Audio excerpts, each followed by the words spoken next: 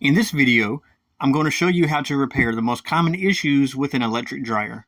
So the complaint on this dryer was that it was not heating. We're going to break everything down and check everything out. So we have the back off of our dryer. So we're going to be replacing the heating element kit on this dryer. You can pick that up online pretty cheap.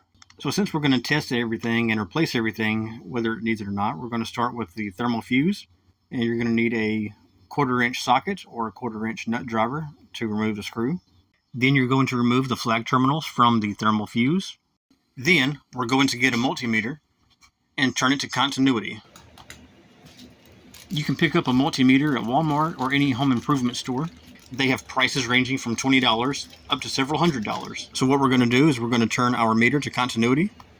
So we're going to take our multimeter leads and land it on the thermal fuse prongs, and it should beep. If it beeps, it's good and you have continuity. And that's how you check your thermal fuse. So the role of the thermal fuse is to prevent fires by detecting when the dryer drum is overheating and tripping in response. Now luckily they are super inexpensive and really easy to change out. So we're putting the new thermal fuse back in place, reattaching our wires. Now again, you don't have to replace yours as long as it's working, but since they bought the kit, we're going to replace it. And now it's time to replace our cycling thermostat. The cycling thermostat cycles the heat on and off to regulate the air temperature. So if the cycling thermostat is defective, the dryer will not heat. And we're going to test it the same way with continuity, with your multimeter leads on the bottom and top prongs. So if your multimeter beeped, then it is good and you have continuity. So now we're going to install our new cycling thermostat and reconnect all the wires. On this one, you have a red wire on the bottom and a red on the top and 2 purples in the middle. And next we have the high limit thermostat. So we'll start by disconnecting all of our wires.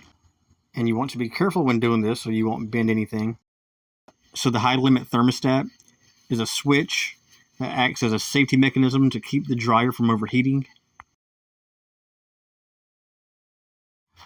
So not all kits come like this. If yours takes a prong on the bottom that looks like that, you want to make sure that that's the one you order and receive. So it's held on the top right, and the prong slides over the bottom prong on the left. So to test continuity, we're just going to go from the top prong to the middle prong, and ours is good. And then we'll reconnect our wires. And now we're at the thermal cutoff.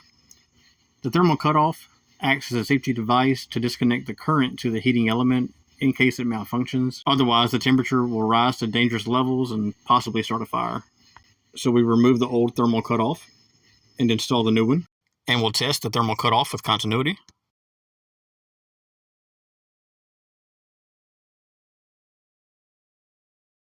And then we'll just reconnect the wires. Now we come to the heating element. There's going to be 2 1/4 inch screws on either side of the heating element. So you'll want to remove those and remove the wires from the high limit cutoff. Okay, so now we have our heating element out. We're going to put our multimeter on continuity and put 1 lead on each prong. So anywhere between 10 and 50 is going to be good for our element. So you'll want to inspect your old heating element coils. Make sure that nothing is burnt or broken or touching the metal casing. And now it's time for us to install the new heating element. And again, it's just 2 screws, 1 on either side.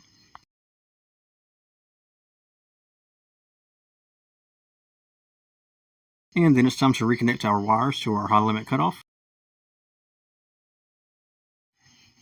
So now is the perfect time for us to remove this dryer vent and look down it, make sure that there's no lint. So lint is a fire hazard. It also reduces your dryer lifespan. It can take your clothes longer to dry. Another concern associated with excessive dryer lint is mold and mildew growth. So you want to make sure that your dryer vent is not clogged up with lint, and also regularly remove the lint from your dryer trap. We're using a flathead screwdriver, by the way, to loosen and tighten this adjustable clamp.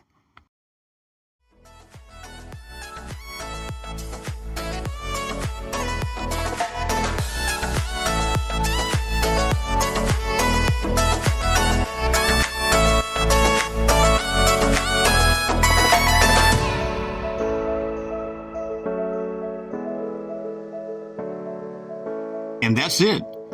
If you found this video helpful, hit the thumbs up button and subscribe.